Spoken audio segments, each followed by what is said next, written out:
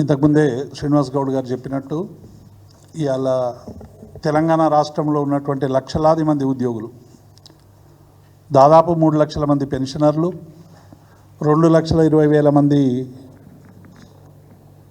Contributor pension స్కీమ్లో ఉన్నటువంటి ఉద్యోగులు తీవ్రమైనటువంటి ఇబ్బందులు ఎదుర్కొంటూ ఉన్నారు.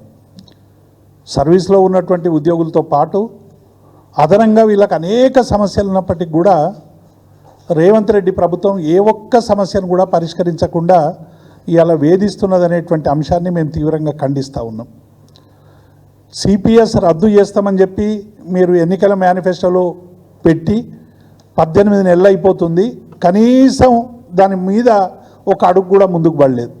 కనీసం సిపిఎస్ రద్దు కోసం చేస్తున్నటువంటి అంశం పక్కకు పెట్టి ఇవాళ 2,20,000 మంది ఉద్యోగులకు సంబంధించినటువంటి ప్రాణ అకౌంట్లో జమ చేయాల్సినటువంటి ఏదైతే మంత్లీ 10% ఉద్యోగి వేతనం నుంచి ఇస్తారో దీనికి సంబంధించినటువంటి 13 నెలలు ఇవాళ నవంబర్ 1, 2024 నుండి నవంబర్ వరకు దాదాపు 11 నెలలు, ఏప్రిల్, మేది కలిపి మొత్తంగా కూడా 13 నెలలకు సంబంధించినటువంటి ప్రాణ అకౌంట్లో జమ చేయాల్సినటువంటి ఏ ఒక్క రూపాయి కూడా ఉద్యోగుల డబ్బు జమ కాలేదు, ప్రభుత్వం ఇవ్వాల్సింది ఇవ్వలేదు.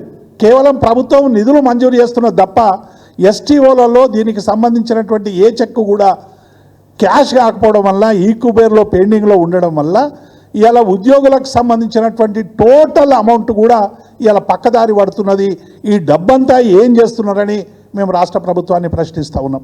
ఒకవైపేమో సిపిఎస్లో ఉన్నటువంటి ఉద్యోగులకి డబ్బు జమ కాకుంటే వాళ్ళ పెన్షన్లో కోత పడుతుంది. 60% ఏదైతే డబ్బులు ఇవ్వనో ఆ డబ్బుల్లో నుంచి అనేక ఇబ్బందులు ఎదుర్కొనేటువంటి అవకాశం ఉంటుంది. కాబట్టి ఈ 24,000 కోట్లని వార్తలు వస్తూ ఉన్నాయి. 12,000 కోట్లు ఉద్యోగులకు సంబంధించినవి, 12,000 కోట్లు మరి ప్రభుత్వం జమ చేయాల్సినటువంటి ఈ 24,000 కోట్లకు సంబంధించినటువంటి అంశంలో ఇవాళ అంత గందరగోళం చెలరేగుతూ ఉంది. ఉద్యోగులకు సంబంధించినటువంటి ప్రాణ అకౌంట్లో ఏ ఉద్యోగికి ఎంత జమ చేసినామనేటువంటి విషయాన్ని స్పష్టంగా ప్రభుత్వం ప్రకటించాలని మేము డిమాండ్ చేస్తూ ఉన్నాం.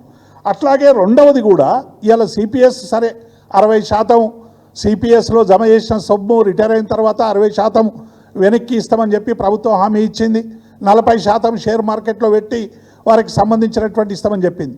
కానీ ఇంకొక దుర్మార్గంగా ఇది రద్దు చేస్తామని ఒకవైపు ఉద్యోగులు పోరాడుతూ ఉంటే కేంద్ర ప్రభుత్వం ఇంకొక కొత్త స్కీమ్ తెచ్చి ఇలా గుదిబండలాగా తయారు చేస్తూ ఉంది.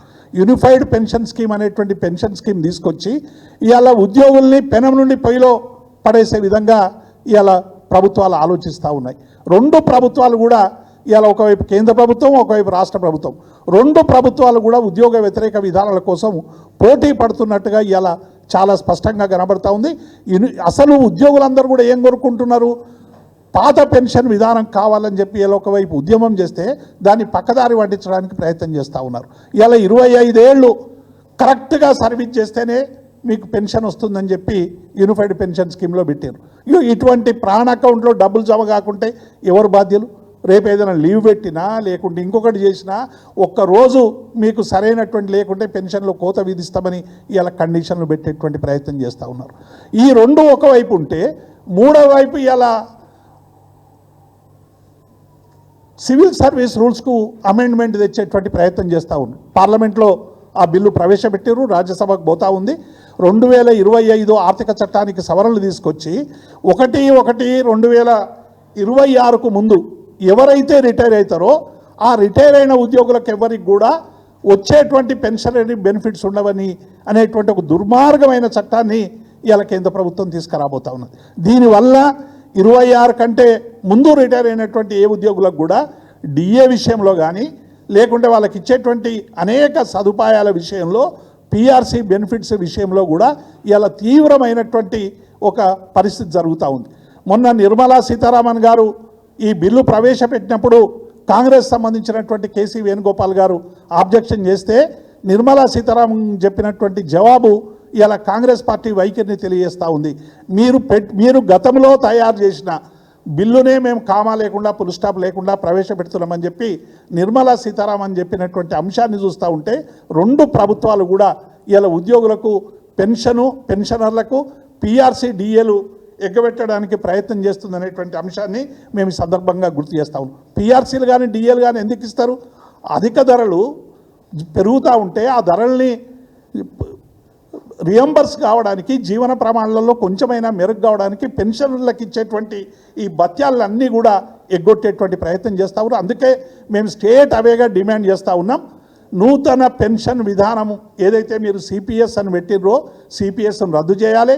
యూపీఎస్ను కూడా కేంద్ర ప్రభుత్వం వెనక్కి తీసుకొని పాత పెన్షన్ విధానాన్ని అమలు చేయాలని మేము ఈ సందర్భంగా డిమాండ్ చేస్తూ ఉన్నాం. అట్లాగే ఈ చేయడం వల్ల ఏమవుతా ఉందంటే 28 రాష్ట్రాల్లో 20 రాష్ట్రాలు కేంద్ర ప్రభుత్వ సంబంధించినటువంటి పే స్కేల్స్ అమలు చేస్తూ ఉన్నాయి. ఒక 6-7 రాష్ట్రాలు మాత్రమే 5 ఏళ్లకు ఒకసారి పిఆర్సీ ఇచ్చేటువంటి పద్ధతి పెట్టుకున్నాయి.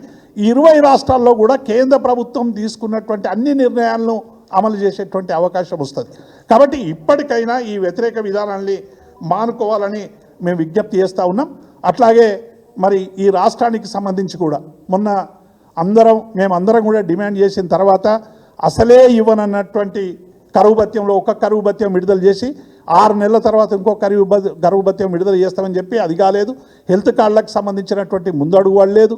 ఏ ఒక్క సమస్య కూడా కేవలం ప్రభుత్వం ఏం చెప్పిందంటే ఒక 60 కోట్లు 70 కోట్ల 180 కోట్లని ఇలా బట్టి విక్రమార్క గారు ఏదో ప్రెస్ నోట్ రిలీజ్ చేసిండు. ఇప్పుడే ఇంతకుముందే మేము చూడడం జరిగింది మెడికల్ రియంబర్స్మెంట్కి సంబంధించి. మరి ఎక్కడ కూడా చాలామందికి సంవత్సర కాలం నుంచి పెండింగ్ ఉన్నాయి, ఎవరు కూడా మాకు రిలీజ్ కాలేదని చెప్పి మరి మెసేజ్లు పెడతా ఉన్నారు. కేవలం 60-70 కోట్లు మాత్రమే రిలీజ్ అయినాయి అనేటువంటి విషయం తెలుస్తూ ఉంది. మెడికల్ రియంబర్స్మెంట్కి సంబంధించినటువంటి అన్ని బిల్లులు కూడా కాలంతో సంబంధం లేకుండా వెంటనే విడుదల చేయాలి. రిటైర్ అయినటువంటి పెన్షనర్లకు మీరు 10,000 కోట్లు ఉన్నాయని చెప్తా ఉన్నారు, 500 కోట్లు నెలకు ఇస్తామన్నారు.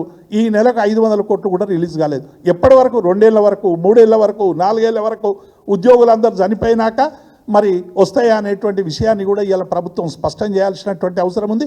ఇలా ప్రభుత్వం ఏం చేస్తూ ఉందంటే ఉద్యోగుల నోర్లు మూయించడానికి మా దగ్గర ఏమీ లేవు అని అప్పులని రకరకాలని దుష్ప్రచారం చేస్తూ ఇలా ఉద్యోగులను పిఆర్సీ అడగకుండా చేసేటువంటి కుట్ర కూడా జరుగుతూ ఉంది. కాబట్టి ఉద్యోగులకు సంబంధించినటువంటి న్యాయమైన డిమాండ్ల కోసం పెన్షనర్లు అందరూ కూడా మన కలెక్టరేట్ల దగ్గర పెద్ద ఎత్తున ధర్నా కూడా చేయడం జరిగింది.